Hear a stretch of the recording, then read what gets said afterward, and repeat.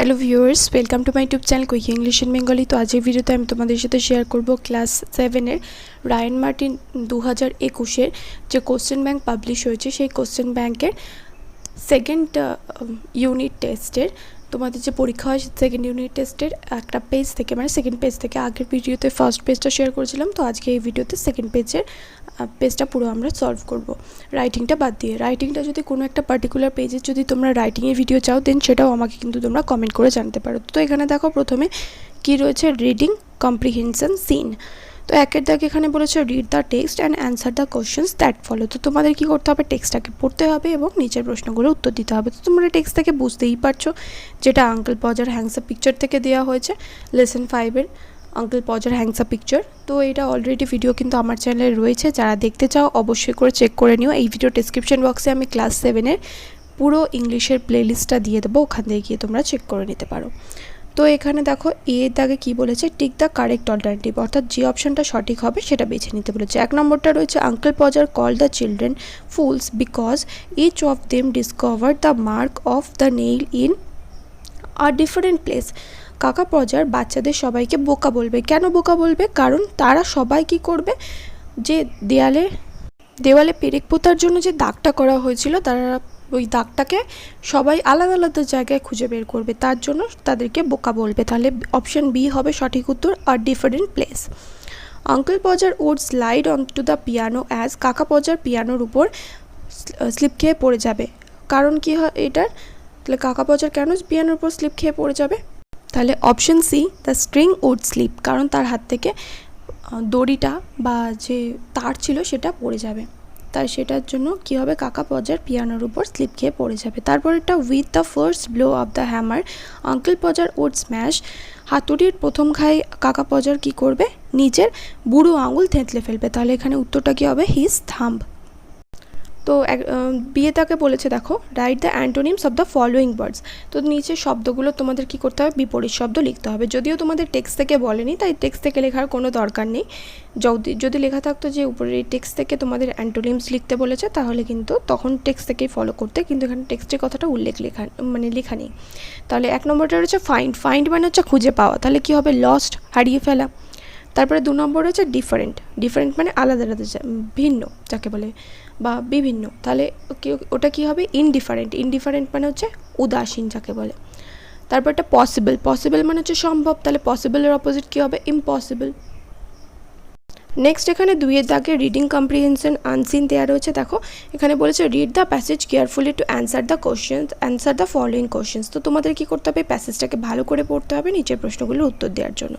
তো প্যাসেজটা আমি জাস্ট তোমাদের রিডিং পড়ে দিচ্ছি, যে ওয়ার্ডগুলোর মানে তোমরা জানো না সেটা অবশ্যই করে ডিকশনারিতে চেক করবে, তাহলে কিন্তু তোমরা শিখতে পারবে।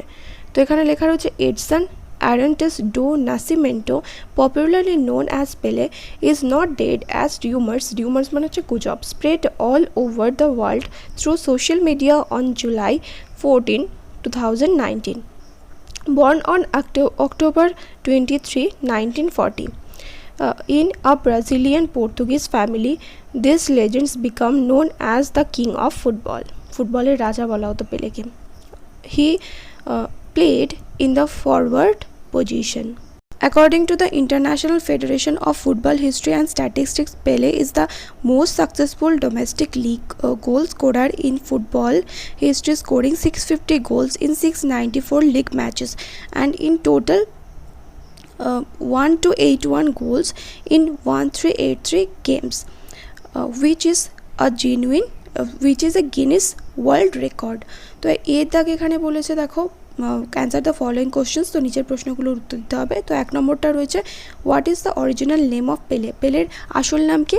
দ্য অরিজিনাল নেম অফ পেলে ইজ, এরকমভাবে লিখবে, ইজ এডসন অ্যারান্টেস ডো নাসিমেন্টো।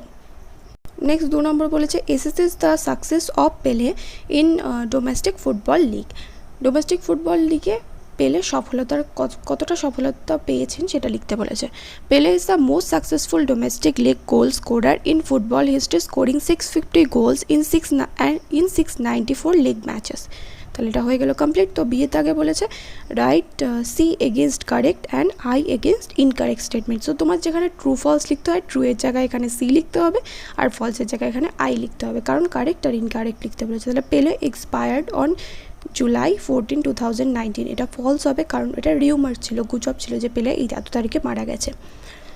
পেলে scored 1-81 goals in 1383 football matches, তাহলে এটা ট্রু হবে। আগেরটা ফলস ছিল, তাহলে এটা ট্রু হবে। তাহলে আগেরটা এক নম্বরটা হবে আই অর্থাৎ ইনকারেক্ট, আর তারপর এটা হবে কারেক্ট অর্থাৎ এটা লিখবে সি। নেক্সট এখানে চলে আসো গ্রামারে। 3 দাগে এখানে বলেছে add prefixes to write the opposite of the following words. তো তোমাদের কী করতে হবে, প্রিফিক্স অ্যাড করতে হবে। মানে কোনো ওয়ার্ডের প্রথমে যদি আমরা কিছু অ্যাড করি সেটা হচ্ছে প্রিফিক্স, আর পরে কিছু অ্যাড করলে সেটা হচ্ছে সাফিক্স। তাহলে প্রিফিক্স অ্যাড করে তোমাদের এগুলো কী করতে হবে, অপোজিট ওয়ার্ড অর্থাৎ বিপরীত শব্দ বানাতে হবে। তাহলে ইম্পর্টেন্ট থেকে কী হবে আনইম্পর্টেন্ট, অ্যাডভান্টেজ থেকে কী হবে ডিসঅ্যাডভান্টেজ, পিওর থেকে হবে ইমপিওর, ফরচুন থেকে মিসফরচুন। নেক্সট 4 দাগে বলেছে ডু অ্যাজ ডাইরেক্টর, অর্থাৎ ব্র্যাকেটের জন্য ইনস্ট্রাকশন দেওয়া রয়েছে সেই অনুযায়ী চেঞ্জ করতে হবে। তো প্রথমটা রয়েছে you dash not hate the poor, fill in the gap with an appropriate modal. তো মোডাল ভার্ব ব্যবহার করতে হবে, তাহলে you should not hate the poor, তোমার গরিবদের ঘৃণা করা উচিত নয়। Next I hurt my leg, I am unable to walk, join the two sentences. তো এই দুটো সেন্টেন্সকে যুক্ত করতে হবে, কীভাবে লিখবো, I am unable to walk because I hurt my leg, আমি হাঁটতে অসক্ষম কারণ আমার পায়ে চোট লেগেছে। তারপরটা 2, এই 3 আর 4 তোমাদের হোমওয়ার্ক, সেটা তোমরা আমাকে কমেন্ট করে জানাবে। আমি জাস্ট পড়ে দিচ্ছি। Rohan dash just dash from school, তাহলে ব্র্যাকেটে রয়েছে রিটার্ন ভার্ব, আর এটা কী করতে বলেছে প্রেজেন্ট পারফেক্ট টেন্স দিয়ে রিরাইট করতে বলেছে। নেক্সট 4 নম্বরটা aunt said to me may God bless you, change the mode of narration. তো এটা কী করতে হবে, ন্যারেশন চেঞ্জ করতে হবে। এই ন্যারেশন চেঞ্জের ভিডিও কিন্তু অলরেডি আমার চ্যানেলে রয়েছে, যারা দেখোনি এই ভিডিও ডেসক্রিপশন বক্স চেক করে নাও, লিঙ্ক পেয়ে যাবে। তো দেখা হবে নেক্সট ভিডিওতে। Till then bye. আর ভিডিও যদি ভালো লাগে অবশ্যই করে বন্ধুর সাথে শেয়ার করে দিও।